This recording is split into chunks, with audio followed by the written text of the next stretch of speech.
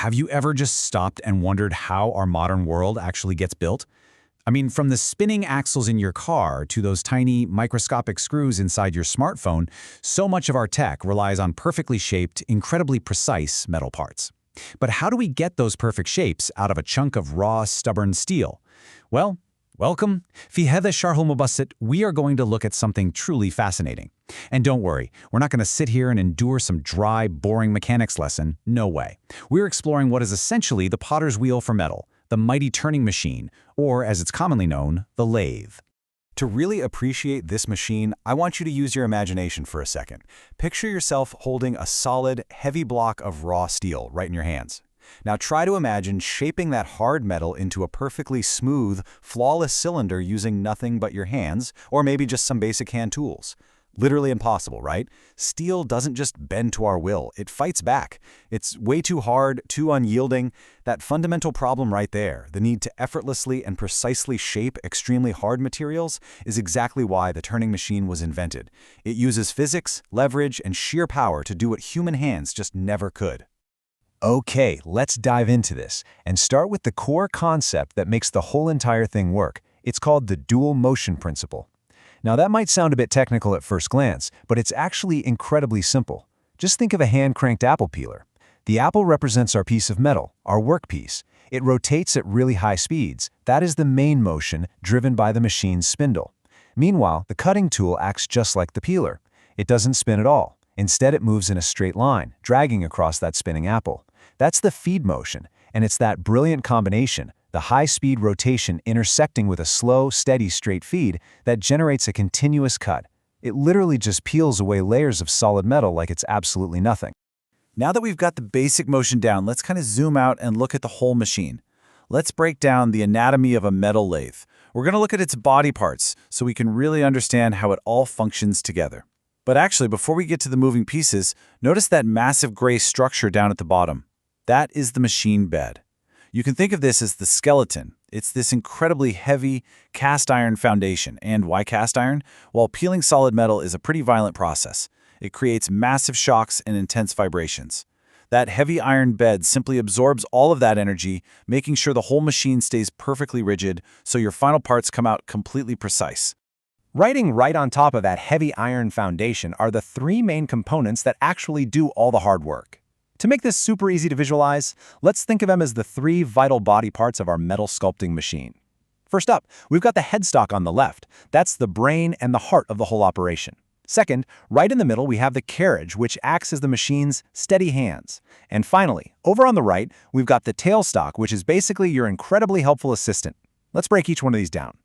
So here we have the headstock. Like I mentioned, this is the brain and the beating heart of the lathe. Tucked inside this housing, you'll find some pretty complex gearboxes. The speed gearbox acts a lot like a car's transmission. It controls the RPM, or the rotational speed, of the main spindle. You're going to need lower, much more powerful speeds when you're carving into harder materials, and faster speeds for softer metals or making those nice, smooth finishing cuts. Right below that is the feed gearbox, which automatically controls how fast the carriage travels. And all of this mechanical heartbeat is transferred directly into the spindle. That's the main rotating shaft that delivers all that vital rotational power straight to the metal. Now what's really interesting about this slide is the carriage, the machine's steady hands. See, while the headstock spins the metal, the carriage is the moving platform that actually holds your cutting tool and drives it right into the workpiece. It's got a few key parts. First, the saddle rides horizontally along the bed for long cuts, kind of like moving along an x-axis. On top of that is the cross slide, which moves perpendicularly so you can control exactly how deep your cut goes. That's your z-axis.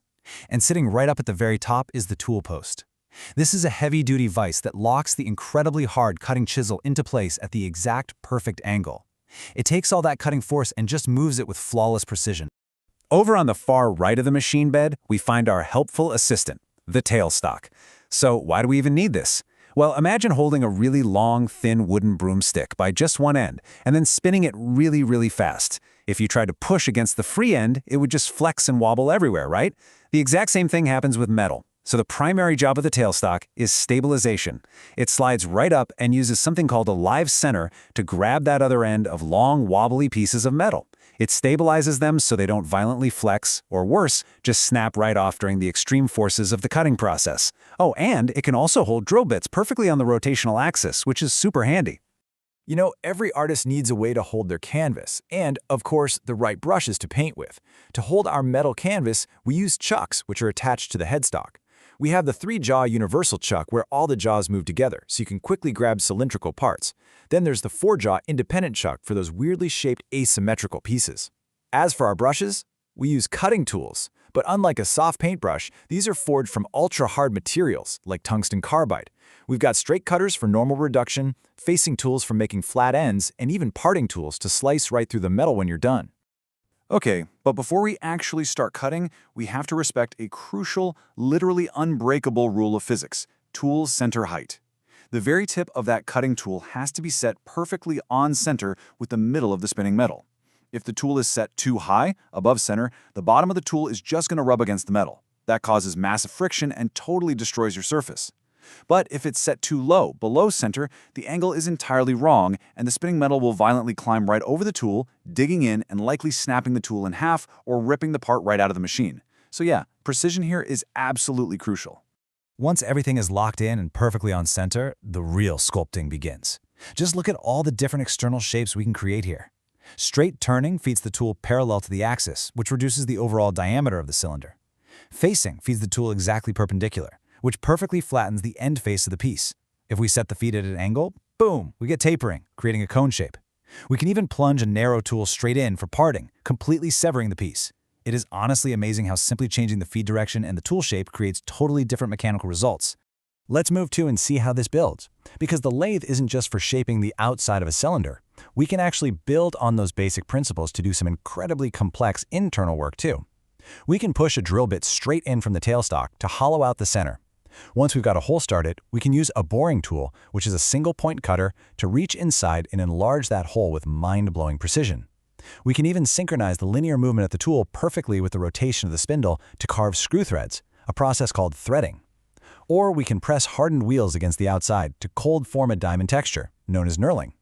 That's what gives you that nice, grippy surface you feel on hand tools or barbells. Now, to make all these operations work safely and efficiently, machinists have to carefully balance 3 magical numbers. Let's demystify the math here by comparing it to, say, driving a heavy truck on a muddy dirt road. First up is cutting speed. That's how fast your engine is spinning, measured by how fast the metal moves past the tip of the tool. Next is feed rate. That's how fast you're actually driving the truck forward down the road. And finally, there's depth of cut, which is how deep your truck tires are sinking into that thick mud. Make sense? If you spin the engine too fast, drive forward way too quickly, or sink the tool too deeply into the solid metal, well, things get way too hot, and you're either going to stall out or crash. All of this really comes down to what happens right at the microscopic level, right where the tool meets the metal. It's all about tool geometry. See, we aren't really cutting metal the way scissors cut paper. We're actually shearing it, violently forcing it to peel away. The top slope of the tool is called the rake angle, and it's designed to curl that solid steel off like a smooth ribbon of butter. The bottom slope is the clearance angle, which makes sure the body of the tool doesn't drag and rub against the freshly cut, smooth surface underneath. If you design these angles perfectly, all that intense heat goes right into the metal chip flying away, rather than into the tool itself. Pretty clever, right? So the crucial point is, how do we actually translate all of this amazing mechanical physics into a viable manufacturing business? Well, it always comes down to time and efficiency. Looking at the machining time formula, the total time it takes to sculpt a part is directly dictated by the length of the cut, divided by the feed rate and the spindle speed. Manufacturers have to carefully calculate machine tool accuracy, material hardness, and their target surface quality. It's wild to think about, but these seemingly simple mechanical parameters, spindle speed, feed rate, and the sharpness of a tungsten brush, ultimately dictate exactly how fast we can build parts, and therefore, how fast we can build the future. I want to leave you with a bit of a challenge today. Take a quick second right now and just look around your room. Look at your desk chair, maybe your computer, the doorknob on your door, or the car parked outside. Ask yourself what items in your life required a perfectly shaped metal cylinder to even exist. I'll give you a hint. Screws, axles, hinges, hydraulic pistons, the list is absolutely endless.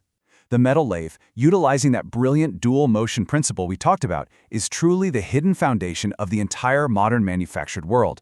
And I promise you, once you understand how this machine works, you're going to start seeing its fingerprints everywhere. Thanks so much for joining me on this explainer. Keep your curiosity sharp, and I'll see you next time.